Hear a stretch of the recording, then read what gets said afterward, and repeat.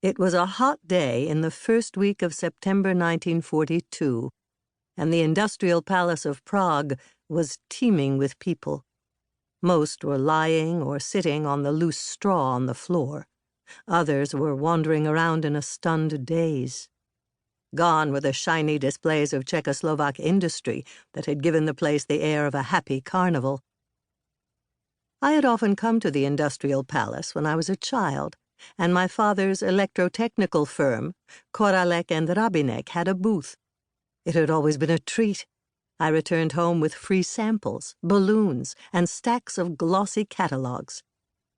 This time I would not return home, because the industrial palace had been converted to the assembly point for the deportation of undesirables. That is, Jews, by edict of the Nuremberg race laws. None of us should have been surprised.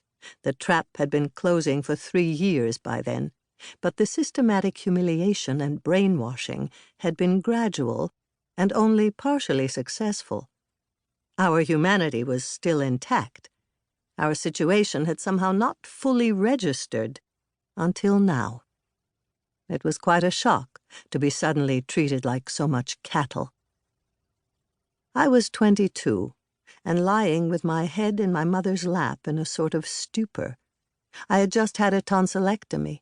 I had not eaten for a few days, and was having trouble breathing the air that was filled with straw dust. My mother kept stroking my hair and trying to make me drink a little water. My father was walking around from one acquaintance to another, hoping to find out what was in store for us. Groups of SS men were storming in and out, yelling orders and rounding up groups of Jewish men to clean the latrines. They made a point of picking out the most distinguished-looking older men in the crowd, the men wearing glasses. My father was one of them. When they told me in the hospital that my parents and I had been called up for a transport, the nurse, who was a friend of ours, said, "We can get you out of it because of the surgery." I thought this over for a few minutes and then said, "I'm not letting them go alone.